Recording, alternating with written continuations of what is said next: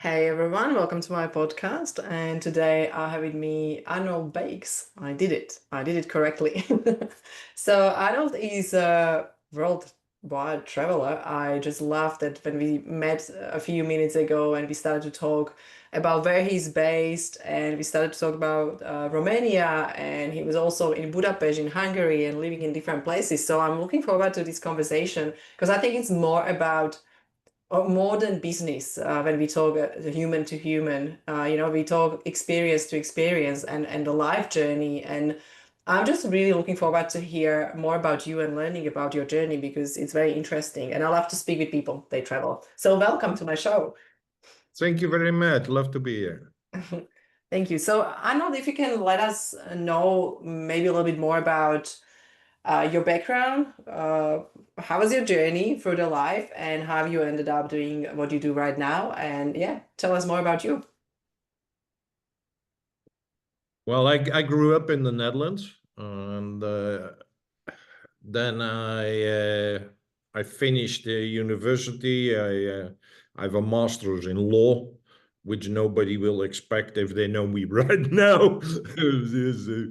It is useful, but I never worked as such. So I ended up in the corporate world, where I worked in mainly technology companies, which I worked for a company called Digital Equipment Corporation, which now nobody knows.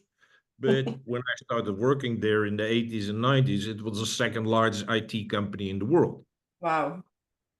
And number one was IBM. IBM still exists. Yeah. Digital doesn't exist anymore. It was taken over by HP. But so that is the environment in which I worked until beginning of my 40s.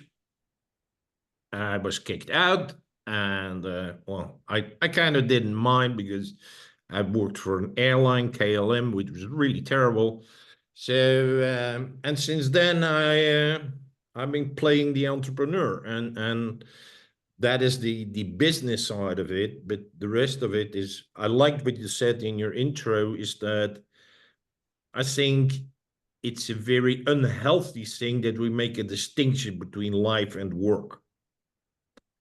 I think it's like who I am determines the work what I do, and the work what I do determines who I am.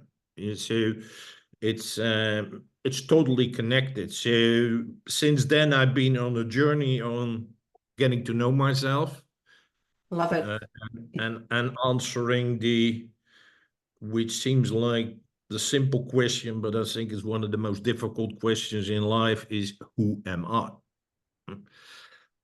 And I So, thought I was, well, my ego was still there in the corporate world. I was very successful in the corporate world. To give you an example, I managed up to 6,000 people, $1.2 billion businesses, which is amazing. not bad when you're in your 30s. And so It's a big responsibility. I thought from a business perspective that I was somebody. When I got out of business, I was like, yeah, that piece I know. But let's call that the mental part. But the emotional, spiritual, physical, environmental, social part, I knew nothing. So I realized that, wow, there's a whole world outside of the corporate world, the business world, which I had no clue existed. And I didn't know what it was. But being very curious, I wanted to discover and I want to experience. I'm like, what is that? And how is that? And how does that work? And what is it? Yeah. And well, that has become kind of an obsession. Yeah. And well, that has brought me here. And your last question was, what are you doing now? So my focus is on brain fitness. I'm introducing brain fitness to the world because just like body fitness, I think it's essential that we keep our brain fit. So that's a new concept which I'm introducing, which suits me very, very well in hindsight. in hindsight, I can tell you how I got there and why am I working on mental and emotional health and everything Yeah. around that. While I was on my journey, I had no clue that I would end up like here. Yeah. And I love that. And there are a few things I love what you mentioned. It's um all about journey, like when we think we are something because we are something, we're building up our life in one space.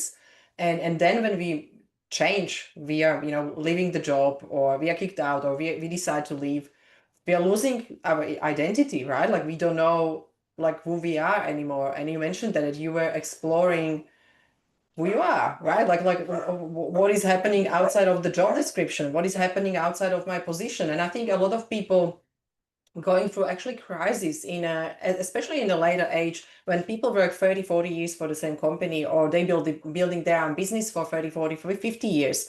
And after that, they want to move away from the business. There is a big crisis because it's losing their identity, because the work, as you mentioned, determine who we are and other way around. So we are really, attached to our work because it's the results we produce, and they become our identity. And so I will be curious, how did you find yourself out, or find yourself again? Because you had to go on the discovery journey. And I love that one thing that you said, you were curious. And I think curiosity is a massive thing, right? Like we need to be curious to be able to get out of it and explore. But how did you start a journey? How, like, it has to be really hard. That's the first thing. Like I'm sure it's very hard. So what beliefs you needed to overcome? What was that was coming out when you were changing? Because that change is really a big crisis for a lot of people. So I will be curious to know more about that. Yes and no. The curiosity part for me is really fun. Is like, oh, I'm gonna figure out this, and how does that? Oh, I'm gonna do a workshop here and a training there. I'm gonna buy this book, and yes, all of that stuff is really fun. Huh? And I I haven't lost that. If anything, it's getting more. It's like, yeah, it's like I'm exploring new areas right now. So Yeah, um, I think that is an attitude which you need to have. yeah, Yeah, yeah, yeah. Um, and you have to be comfortable in being uncomfortable. yeah. I agree. Yeah, And I want to add something, Alex, about what you mentioned about identity. Yes, yes, they're in a society, because you might lose your job and one might be on your own initiative or the boss, it doesn't matter. But when you're out, you realize that your identity is related to imagine you're going to a party or a meeting somewhere else or a network meeting. It's like always like you meet another person is like, hi, I'm Arnold. What do you do? yeah. I know. I agree, and that's why I stopped going to networking, because everybody's asking you straight away, what do you do? Yeah, Yeah. totally. It's always So a question. and if you say, hi, I'm Arnold, I'm an account manager with bank XYZ, then everything's fine. Yeah. Which already says a lot, because it means that who you are is attached to what you do. And those things are not the same. Mm. At the same time, in the beginning, you feel like, "Ooh, I'm Arnold, and I have no job." Yeah, Yeah, it's almost like who is going to be talking to you if you say you don't have job, right? yeah. Or I tried many different things. Like, I'm Arnold. I'm a generalist. What? What's that? Yeah, so it's like, so I start explaining. So even if you give a label, the label's got to fit the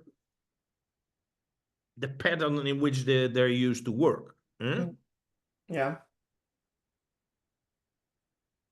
So that says something about me, and it says something about society, that we label ourselves to fit in a box, and the box got to be a well-known box. Yes.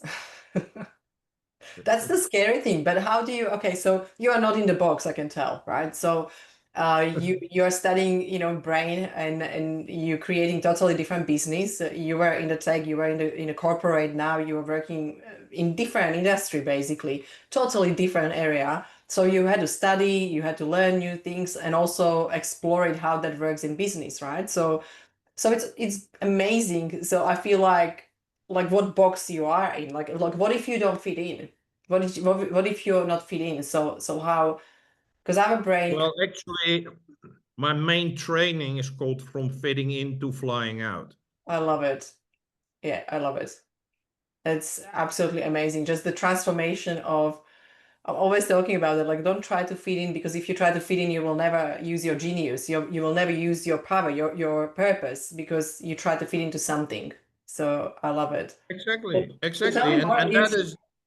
that is my program, my main program about is to help you make that shift. Yeah? And to answer your first part of your question, I think it's essential, because most of the work, and this has been going on for a long time, has become standardized.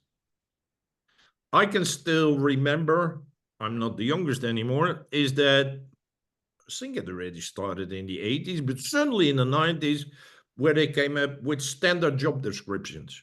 Yes. You are a sales rep one. No, you don't qualify for sales rep two because you cannot do this and this yet. Yeah? Or you are administrator three and you need to do this, and then you can become an administrator manager or whatever. And so everything became standardized. Yeah. I already saw then that because it has become standardized, it really becomes really easy to automate. And people didn't realize that, but that's happening now. If you look at what's happening now with AI, there, and I've been researching this quite deeply, is that AI is going to replace most of the jobs. They say now it's only entry level, but it's close to 10, 20%. But they're a bit reluctant, but I think most jobs will be replaced by AI, and it's already happening. It's not something in the future, and it's happening as we speak now. Yeah. Yeah, it is. Yeah, that's true. And why is that? Because we humans have become robots. We are already the robots. Why? Because we do exactly what we're told, nothing more, nothing less, and we don't think, we just execute and we do these things. So Yeah. the fitting in where you think you are, well, conforming and you're exactly doing what your boss, which you thought will bring you a career and a life, is now the same approach which make that within the next few years it's very likely that you're going to lose your job. So that is extremely sad, because even though you follow the narrative, Yeah. the, the narrative is not true anymore. It Yeah. was never true, by the way, but not in that sense, but It was it's going to slower. be Yeah, replaced. it was changing slow and now it's speeding up. Yeah. So the change becomes really fast. I think that's what is the big change, right? Like the technology, basically we experiencing the change, what usually change in 5 to 10 years, we the change happens in 1 month. So I think that's the really big speed on the change and transformation and automations and all this technology. So I agree, and also I believe that's one part of things that we became robots is because we kind of we program our brain from the childhood. We became robots because we're living in subconscious or unconscious mind. So so what do you think, like, what is the major thing that people maybe need right now? Because we know how brain operates. I'm sure that you have so much research done and so much study done in that space because it's your work. So what is that we need to do to not even like straight away jump and stand out and don't fit in the box, but slowly working on, trying to find out who we are, when I'm asking who am I? So how do I find out? How do I find out my skills, my strengths? How do I find out what is best for me? Do you have any process in that space? Yes, that is what my whole training is about. Yeah, the training from fitting into flying out. which is a 15-week training. Yeah, so but one session of 90 minutes each week, and then in the meantime you do your homework. Yeah? Yeah. So that's what it's all about. But to give you a flavor, before that, to get started with that process, I have 3 starting points. Number one is it's not your fault. That is very important because people feel, and especially when you lose your job, there's a stigma. There's people who react like, yeah, so your whole environment, maybe even your spouse, everything else in your environment is, ooh, something went wrong. You lost your job. You did something wrong. Yeah. Huh? I want to emphasize you did nothing wrong. It's not your fault. Number two, I I'm gonna say nuke the narrative and write your own story. What do I mean by nuke the narrative? And I know it sounds strong and that's well intended, because the narrative told you, and you already mentioned it, like from the moment we're born, we're being conditioned by our parents, by our teachers, by our bosses, maybe even by our spouses. But everything in our mind is do this, do this, do this, do this, and then everything will be okay. And literally mean everything. But why do I lose my job now then? Yeah, you said that everything will be okay. Yeah, nobody told me that I'm 35 and I was a marketing specialist and now an AI is doing my marketing work. Where did I go wrong? I followed all the programs, I followed all the rules, I did everything. Yeah. I can tell you, well, we can go there if you want, but it's like just about any topic in life, the narrative is wrong and the narrative is incorrect. That's why I say write your own story. Don't depend on the narrative which your government, your politicians, your doctors, your bosses, your companies, what they're going to tell you. Write your own story. Yeah, it's almost like people, yeah, that's that blindness, right? So I go to doctor tells me, and now it's happening a lot. Tells me I need surgery, and I trust him and I go for surgery. I'm destroying my body. I'm straight away going under the knife because one doctor said so, right? And I met so many people that have experiences that this happens, for example, and after that they investigate with other two, three doctors, right? Like they ask three, four, five specialists, and they realize they don't need surgery, for example. So I think how blindly we are trusting, to everyone else, but not ourselves. And we so many times we have that intuition, right? Like we know that maybe that's wrong, but we don't trust ourselves. We rather trust people that we don't even know. For me, that's like a big living like basically being blind. Yeah, that is called the authority bias, and especially when you wear a white coat, eh? Yeah. or a uniform. My father was in the military, or like a police agent, or a judge with the black gown and everything. Yeah, so we're taught is like these guys know, and you got to listen to these guys. Mostly they're guys. And so it's like that is what we're taught from the young baby. It's like I'm your parent. Why do I need to do that? Because I say so. Yeah. Yeah, we learned that natural respect and we don't even question that. I know. Yeah, That's so that has been programmed into us from the moment we're born. mm, So that's why I say it's not your fault. It's like literally the moment you open your eyes, whatever, that's the way you're being programmed. Eh? And that has a huge impact on people. Eh? It took me a long, long time, I admit, to get rid of that. I don't think even we can get rid of it because it's an ongoing journey of life, right? So I think I'm out of it and I'm still finding myself a week later. Oh my gosh, like I believed in this.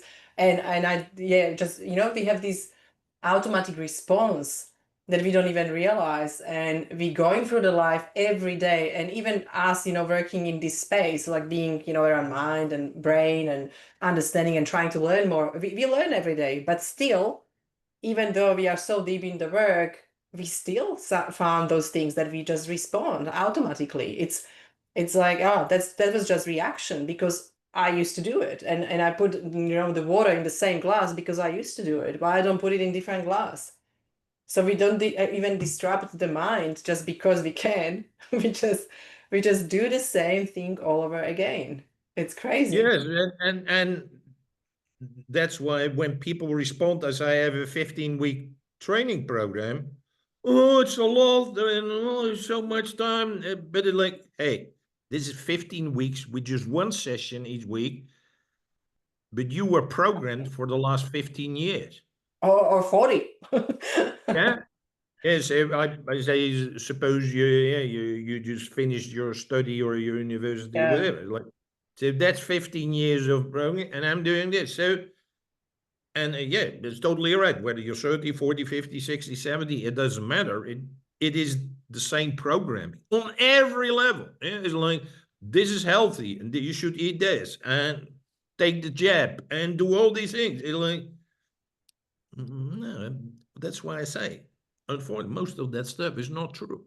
Yeah. So that is the journey to uncondition from that and replace it with what you want, what you think is right, what you think you should be doing. And that's indeed is an ongoing journey, but that makes it fun, makes it interesting, whatever. If I would know that, suppose I got some 20 years to live, if I know everything how it's going to work out, and everything, it would be totally boring. Yeah. Yeah. So what is the, because this is such a big topic, I think this is something that, yeah, the brain and how we are conditioned, we can talk about just that for days and days and weeks. But I will be curious. So when people, you said the first kind of step is, to understand that it's not your fault. So kind of, release and relax in that. Don't punish yourself. Don't have negative self-talk because that's not going to help you. And then it's kind of understanding that's the program. So starting to look at that, like who am I?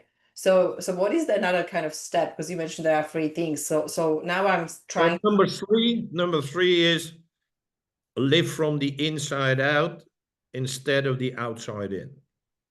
Love it. You're Yeah. speaking my words. I love that. Yeah.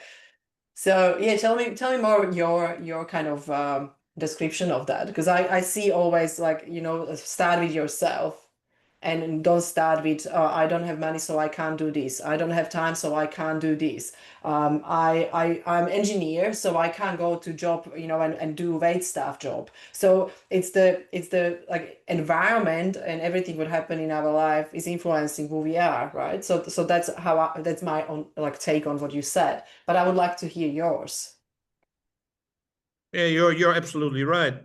But what it means is that the big shift, which I and many of my clients, by the way, I'm coaching people for more than 50 years now. It's this year my 50th year that I'm coaching people, so I have a little bit of experience. Um, Congratulations, that's amazing.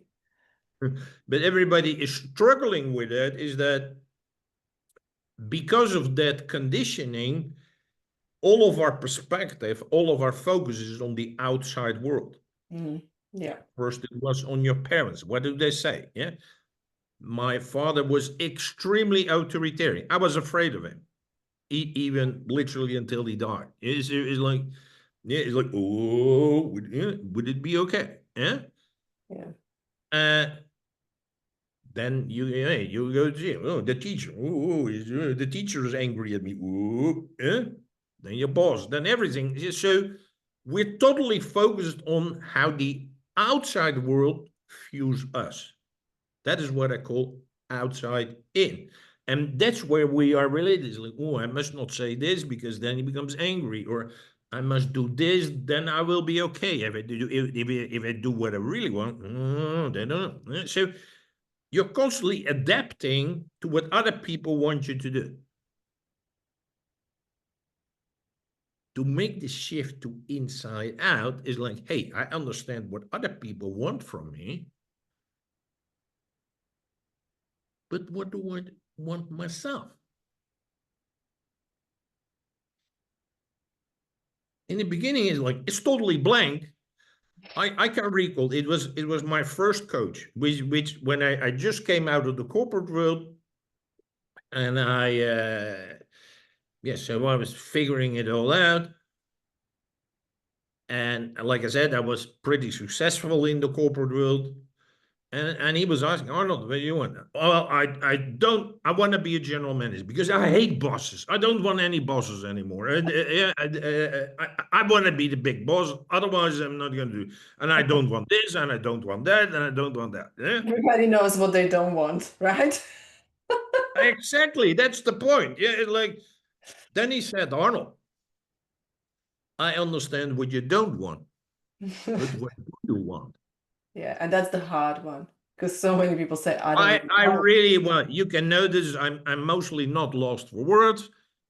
I was really like, what? What do you want, Arnold?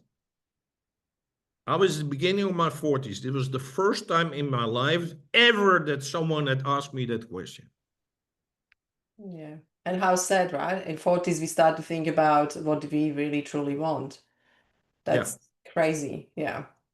And I've been, because then I think, well, it's my fault. It's like, well, I'm a bit stupid. But like, I applied it to many of my clients. I do the same exercise and they all have the same problem. Wow. And it's indeed, it sometimes makes me cry. It's like, why don't we ask that when people are young, when they're 8 years old, 10 years old, 15-year-olds, whatever, is that you slowly get into Yeah. training to at least ask yourself that question. Yeah.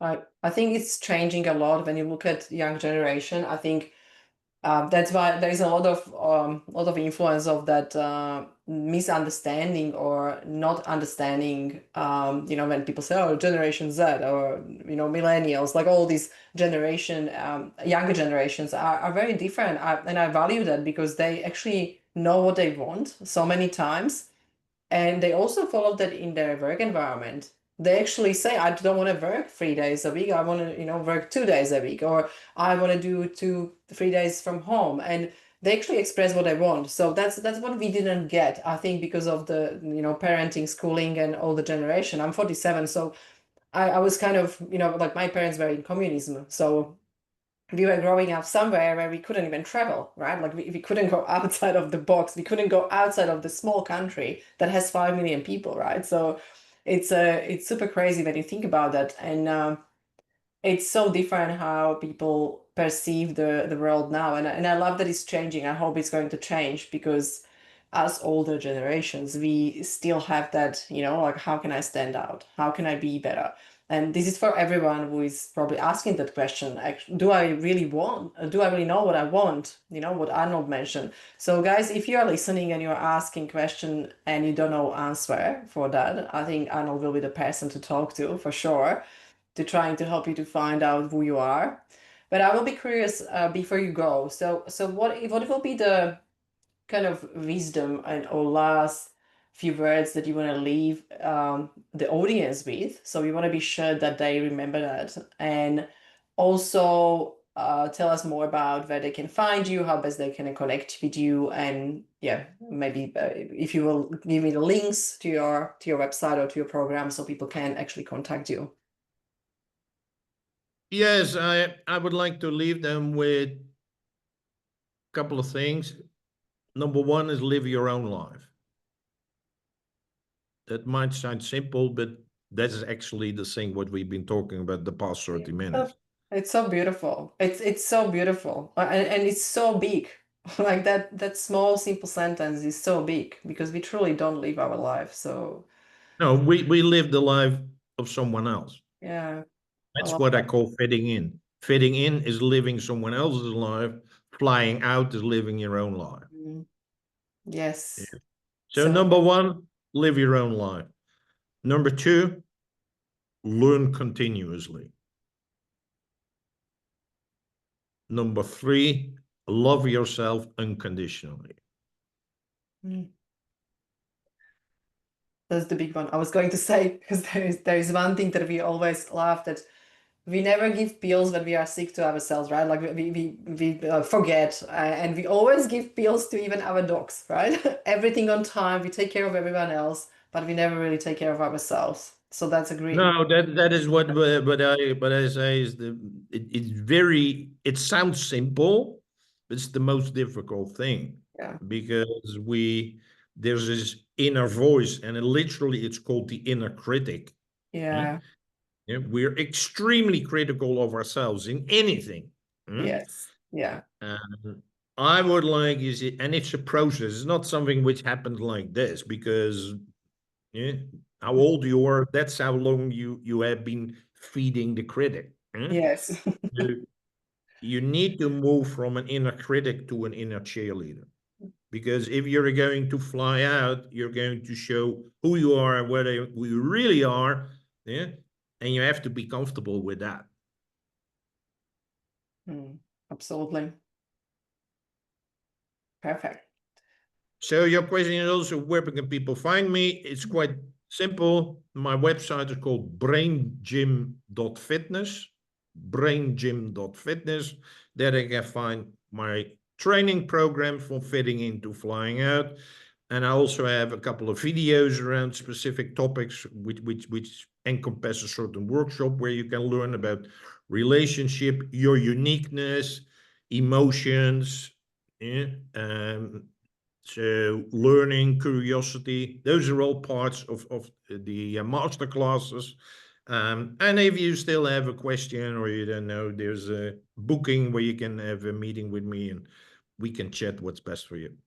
Yeah, thank you so much, Arnold. That was great, and I love the conversation. I love the topic. I honestly, this is my favorite part of the day when I can talk about our conditioning and how important it is. And I'm really grateful that you share some beautiful wisdom with us. And I hope that everyone who is listening is taking away some amazing nuggets, especially, loving yourself and being kind to yourself and understanding that we are conditioned, so not following the blind or don't be blind, and following others, but really start to listen to yourself and start to learn, what is inside you, who you are, and who you can become.